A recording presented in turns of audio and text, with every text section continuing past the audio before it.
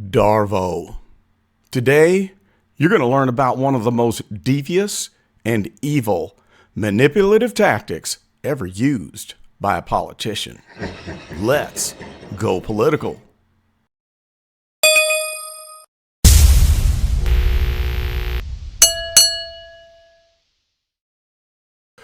What's up, gang? Carlton Flowers here with the Go Political channel, and I've got a very special educational presentation for you today. We're going to learn something new, and it's called Darvo. Now, this was brought to my attention by Mara Gabriella, who is very active in the comments section, very active across all of the different channels that have been bringing you the content, shining the light on the Dolton situation. Shout out to all of the other hardworking content creators, including Shay with the late night channel. We've got Hannibal is Hungry. He's been all over the scene. Of course, the amazing, incredible De La Creme De La with her live streams and doing tons of research through all of the old town hall meetings. And then we've got the fisherman, the armed fisherman has been on the scene. And of course, O'Shea, Duke Jackson, and many, many more. I just wanted to give credit where credit is due, because this gang that we have out here on YouTube and the YouTube community has been doing a lot of hard work and helping the situation that is going down in Dolton, Illinois. All right, so D.A.R.V.O. Let's talk about D.A.R.V.O. I'm going to give you the definition, tell you the steps about how D.A.R.V.O. is used in its most insidious way. This is evil, guys. This is really evil. And then we're going to go through a live example and show you how the mayor uses the D.A.R.V.O. process and even takes it to a new level of evil by heaping on accusations, heinous accusations that are untrue against her attackers. All right, so D.A.R.V.O., it's an acronym, and that stands for deny, attack, and reverse victim and offender.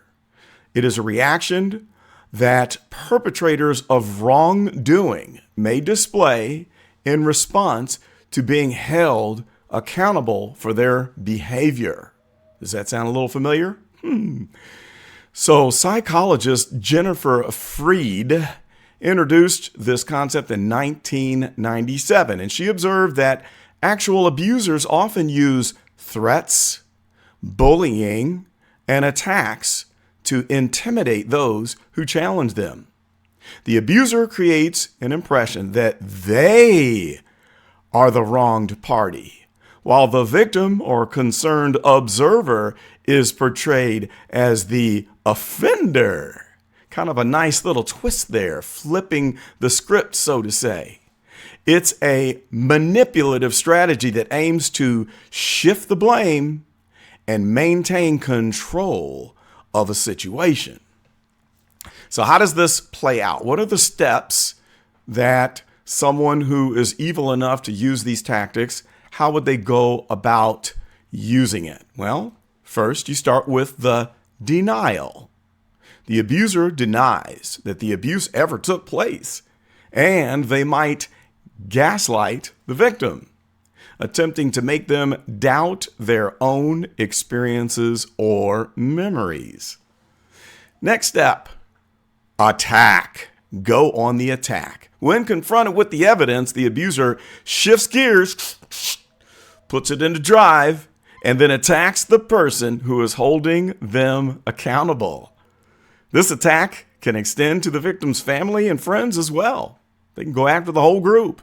The goal is to divert attention away from their own wrongful actions.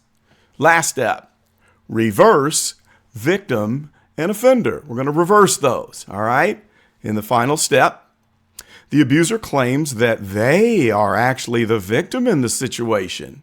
They flip the roles, portraying themselves as wronged and the person holding them accountable as the offender. This often involves victim blaming and playing the victim card. Does that sound familiar?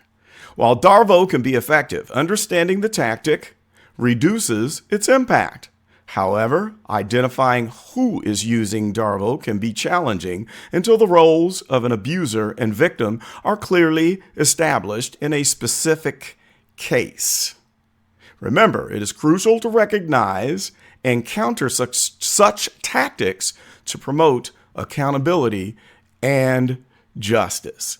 In summary, Darvo is a cunning dance of denial, attack, and role reversal employed by those seeking to evade responsibility for their harmful actions. How about that? Isn't that something?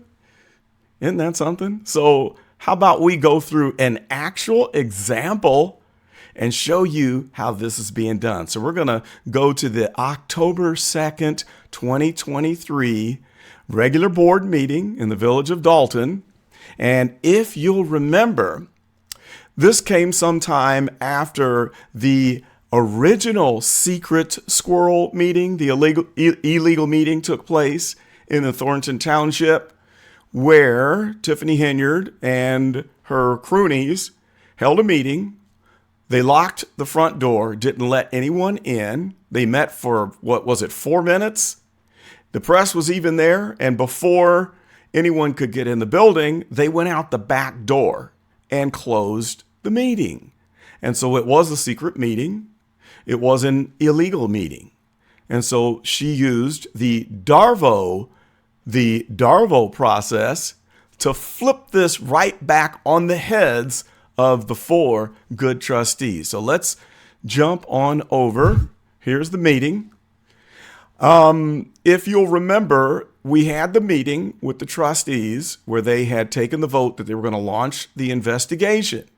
Now, of course, the mayor called that a secret squirrel meeting, sometimes refers to these types of meetings as secret squirrel meetings. But she called that a secret squirrel meeting and accused them of doing something illegal. All right? So that's taking the accusation and flipping it right back on their heads.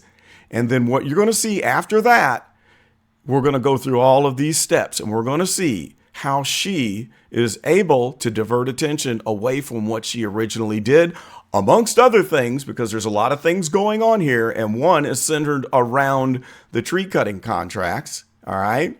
All of the no bid contracts that are given out where they don't go through the request for a proposal process with the trustees approving and assigning a contract to the lowest bidder. This, what you're about to see here, is all being done to divert attention away from what's going on behind the scenes. So we're going to start this out, and then we are going to talk about all of the steps as we're moving right along. Whoops. Okay, here we go. Let's start it out. Okay, so you guys know about the secret squirrel meeting that the board of trustees had. First of all, did you notice her voice was trembling just a little bit? Did you notice that? You have to pick up on these slight things. Now, one thing I can say is that Tiffany Henyard is a master at hiding her emotions when she is scared or afraid or when she is lying. She is a master at covering up all of the indications that liars usually give. Now, let me back up so you can hear that one more time. I want you to listen for that slight trembling in her voice. Listen carefully. Okay, so you guys know about the secret squirrel meeting that the board of trustees had. Did you hear it? At the Park District, I am vetoing all the things that they think they passed without this board, meaning the complete body. So that is what my veto message basically says in a nutshell. So she vetoed that meeting, and this is the denial. So she's denying something that she did without even mentioning the act. Now that's advanced because she's denying that she ever had an illegal secret squirrel meeting by taking that same incident and putting that on the heads of the trustees and accusing them of doing the same exact thing. Let's keep it moving. You guys cannot do Secret Squirrel meetings without us. They even went as far as to pass a budget when I know Trustee Stan Brown been asking about having finance committee meetings. I know that half the time the administration would like to have some information or input as it relates to their line items, but no one asked them, meaning the administration, what their needs were, what they wants were. No one asked anything. Y'all just passed a budget without any input from this body. She did it again. Y'all just asked for no information. Y'all just want to pass these budget without giving no information. So she's using the D.A.R.V.O tactic on multiple levels. First, she denies the Secret Squirrel meeting, and now she's using the D.A.R.V.O process to deny what she's doing behind the scenes, which is doling out contracts without asking permission. And that's why you always see Trustee Jason House saying that we're striking all of the line items on the, the electronic warrants. All of those items that did not go through the proper approval process. So she's taking that and she's reversing it, okay? She's reversing it and turning it into an accusation. And then we kind of wonder, wait, what's going on? What I thought you were the one who was doing this, and now we're getting the accusation, the allegation. And so now we've got to go on the defense because we're being falsely accused. Let's keep it moving. And that's why it's so sad and hurtful, because how you know what they need if you guys are never here? They run the day to day. You need to talk to them so you'll know, hey, man. Just one more sentence, and then here's more false accusations, and then she throws in emotion. Listen to what she just said again. Listen to what she said. This body. And that's why it's so sad and hurtful, because how you know what they need if you guys are... It's sad and hurtful, and how do you even know what these hardworking people need? Because you're just turning down budgets and refusing to pay for the things that you have an obligation for. But wait, it gets better. It gets better. She's going to take this to a level that is just mind-blowing when you think about it. I never hear. They run the day to day. You need to talk to them so you'll know, hey, maybe their chipper went down. Maybe they need a new sweeper. You don't know, but you just pass something blindly. And then so she's accusing them of not working. She said that many, many times. Y'all don't work. Y'all don't do no work. So they don't work and they're detached. She's accusing them of not being plugged into the hardworking people out in the streets to even know what they need. So she's heaping shame upon their heads, adding another false accusation that they don't even have any concern to go out and find out what these working people's needs are. Let's continue. How dare you guys take out the overtime out of the budget? Why would y'all do that? If anybody know how a budget go. She did it again. Overtime. Now we know what the scandal is with the police detail. So how do you handle that? Well, she spent over $1 million on having the police detail. So we're going to reverse this. First, we're going to deny it without even saying it. That's why she's on such an advanced level. She didn't even have to bring it up. We already know what the denial is. So she creates the denial by flipping it and throwing a false accusation and not even bringing up the police overtime from her self-centered security detail. You just pass something blindly. And then how dare you guys take out the overtime out of the budget? Why would y'all do that? So instead of her being in the spotlight for wasting money for overtime, she reverses it and accuses the trustees of refusing to pay for legitimate overtime. Wow, that's pretty crafty. If anybody know how a budget go, the unforeseens happen, and that's what generates normally OT. Prime example, today we had one of our officers get in an accident. Car flipped over on Lincoln and Ellis, for those that don't know. So that means what? That officer is going to be off. So that means... So she's insulting their intelligence by giving this example of a hardworking police officer who was hard at work, got in an accident, car flips over, and of course there should be overtime because they're going to have to work over their normal work day to handle this terrible accident that this hardworking police officer had to unfortunately go through. And how dare you disapprove that overtime? This is Darvo, straight down the line. Let's continue. What? Now someone has to basically cover her shift. What does that mean next? That creates overtime. I don't know how better to explain things to people, but somebody got to tell y'all the facts and just stop believing. Somebody got to tell y'all the facts. So here we go, creating facts from her imagination in her fantasy world, where she projects her fantasy world on you just by speaking, these are facts, when we know that it's an absolute lie. Let's continue. The naysayers, the wannabes, like, stop, because that's not what it is. But people got to use common sense as to, well, let me think why this is the way it is. And all I could do is just tell you guys. Another thing the board did. Here comes the next example. Here it is. She's going to do it again. So she's doing all of this to cover up the wrongdoing. All right. Another example that's going to insult their intelligence. They didn't pay for the gas leak that was over in the west side. This was at a previous board meeting. I asked the board to make sure they fix it. They told me I'm lying about the gas leak.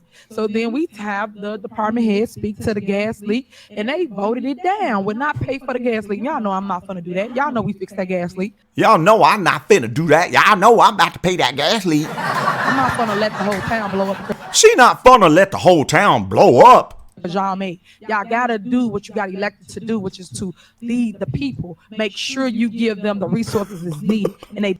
So in other words, the town's going to blow up and people are going to burn up and die in a fiery explosion because of the evil trustees who refuse to pay for a gas leak to be fixed. How about that? So the denial came in, the reversal came in, and now Tiffany's not the only victim. The entire town becomes the victim. She pulls the entire town into the fantasy world because they're going to die in a fiery explosion and go down in flames because of the evil trustees. It didn't do it. Two other big issues that was on the table. One, Chief Collins, he asked for cameras in the police station. They voted no. Why would you vote no? How do you do investigations? Y'all ain't got no cameras. How? These are the— Now that's very crafty. How are we supposed to do investigations when they ask for cameras? How can they do investigations? All the while, we know that there are federal investigations that are against this nutbag. Okay? And look at Chief Lumphead Lacey wobbling around back there in the background. Federal investigations going on him. So using the D.A.R.V.O process, we're going to deny that those things are even happening without saying it by creating a new victim scenario, telling this big fat lie that it's the trustees that don't want investigations to go on. Let's keep on. The things that we fight up here about. But residents don't understand how important that is to a department head. But if they ask the right questions, they would have known why it's needed. And why would you not vote for that? Another issue, Chief McCain, the fire chief. Did you know that they voted no to fix the garage door for the firehouse? Now, we know if we did the research, we know good and darn well that that has to be a bald-faced lie, because whatever that was going on at the time, maybe that the payment for this door was connected to something else that was not approved by the budget. And maybe it's because she gave a no bid contract to fix that door and overpaid it, giving it to one of her friends.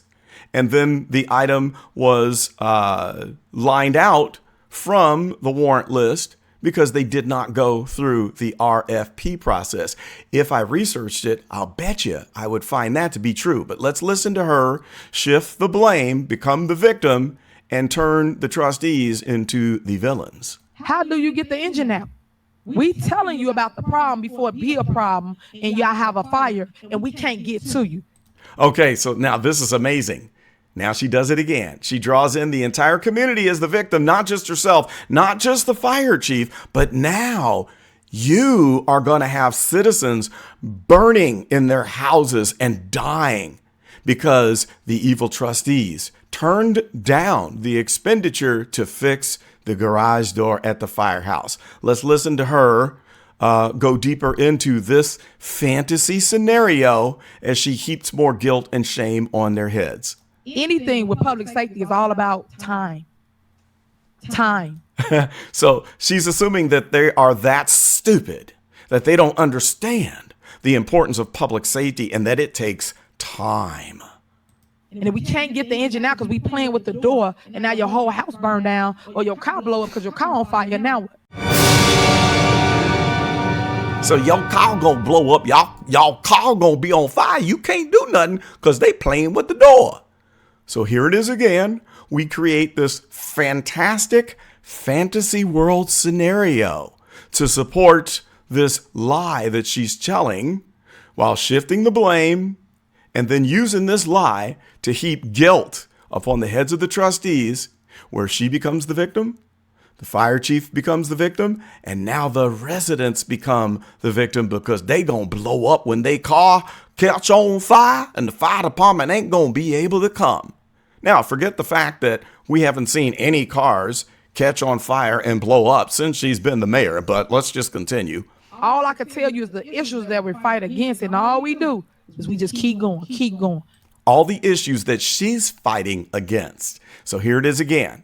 We know that for 3 years, the trustees have been fighting her about several issues. So she has reversed this, creates the new scenario in fantasy world that she's the one fighting them about issues and trying to keep on with the good work serving the people as the people's mayor, which that's the stupidest thing I've ever heard, because when you're elected into office, why wouldn't you be the people's mayor? How can you be the mayor and not from the people when it's the people that voted for you? I don't know. Throughout all the mess that they should be voting for and should be doing and fixing, they're not doing. And I'm telling you all this because you need to know. Because people tell you one side, but you don't go get the other side to understand the facts. So you understand why the fight is, why the tug-of-lug is. So there she goes again, the facts. What she can do is just create this fantasy world scenario, shift the blame, make the trustees look evil, invoke emotion, and then you get to create whatever facts that you want to create in Fantasyland in her head. And anything else that is going on in the real world, well, that's fake news because she wants to project her fantasy world on you and then call that facts. And if you're against her facts, well, by gosh, you're just as evil as those trustees, and you're all for houses burning down, for gas lines blowing up, for the poor residents to die in fiery flames because you don't accept what she deems as fact. It's sad because here it is. Y'all got an active mayor, active. Always on the street. Y'all can always see me, always find me, call my phone, get my Always on the street. Y'all can find me. Y'all can call my phone. cell number, active. Y'all got her cell number? No other mayor is more active than me. I'm running circles around everybody. Now that's a bold lie. So she is the greatest mayor in the history of the world. No other mayor is as active as her. Now, why is she saying that? Why is she saying that? That's a diversion tactic. That's a diversion tactic. And she's making you feel guilty for accusing her of wrongdoing because she is the greatest mayor in the United States and more active than any other mayor that has existed. So if you're focusing on these other things, then you are a terrible person because she is the greatest mayor to ever grace this earth. That's the issue. That's the issue. Can't nobody keep up with me. Can't nobody keep up with her. But I'm just saying, give us the tools we need so we can fix the things that's been broken for so long. Now, I'm going to go back. I want you to look at her face and tell me how you know she's lying right here. Observe. I can tell. I want to see if you can. No other mayor is more active than me. I'm running circles around everybody. That's the issue. Can't nobody keep up with me. Could you tell? How did you know she was lying? How did you know she was covering up? Let's go back one more time. Let's give you another chance. Listen, watch her face, watch her mannerisms, and then tell me why she's lying. Why the tug-of-lug is. It's sad because here it is. Y'all got an active mayor, active. Always on the street. Y'all can always see me, always find me, call my phone, get my cell number. Active. No other mayor is more active than me. I'm running circles around everybody. That's the issue. Hands are up here. She's pausing and her head is slightly turned this way. She's not speaking directly, okay? She's not leaning straight to the mic and looking you in the eye. She's here. Hey, I'm the most active mayor in the United States. I'm out here in these streets. That is a lie. When you watch her mannerisms, compare when you know that she's telling the truth to when she's lying, and you're going to see a different set of mannerisms. Let's continue. Can't nobody keep up with me. Try.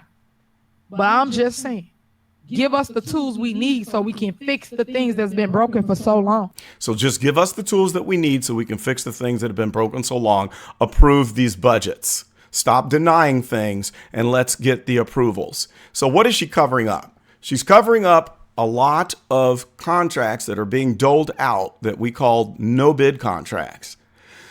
Normally, you get a budget together and you say, this is how much we're going to spend on gas leaks, how much we'll spend on tree cutting services, on lawn cutting, on whatever. And then you try to stay within that budget because it's based on how much income that you have coming in, and then you chop it up and make a budget.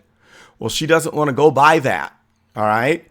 And when you start giving out contracts without the competitive bid process, we have no details. They can be super expensive. We know that there's some contracts going out that are in the hundreds of thousands. You remember that $500,000 check for the tree cutting service?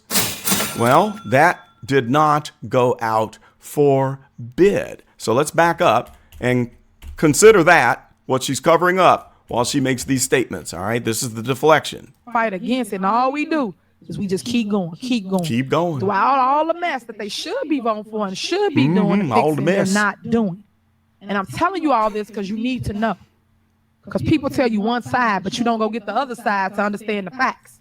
And that's another excuse. You're only getting one side. When you see obvious evidence that I'm doing wrong, you're only getting one side. You're not getting the facts. And remember what the facts are. The facts is her fantasy scenario in her head that she would rather have you believe and focus on so we can continue doing these no bid contracts on the side. Now, this goes on for quite a while, and there's more examples So you in here. understand why the fight is, why the tug of lug is. And so then there's another. It's just one after another. It doesn't stop. She just used this to explain away the fighting that goes on in the town hall meetings. It's because of these evil trustees. And you're the victim, citizens, because we're out here doing the work and trying to push on while they're denying everything and not paying the bills. Say it, because here it is. Y'all got an active mayor, active. Always on the street. Y'all can always see me, always find me, call my phone, get my cell number. Active. No other mayor is more active than me. I'm running circles around everybody. Circles. That's the issue. That's the issue. The issue isn't the stealing and the no bid contracts. It's whatever she says that the issue should be. So she is diverted from the original issue, and she's telling you what you're supposed to be focusing on. Nobody keep up with me. Try. But I'm just saying, give us the tools we need so we can fix the things that's been broken for so long. And I tell you what, she claims that nobody can keep up with her, but I think the FBI is about to keep up with her. Just saying. All right. So like I said, this could go on and on.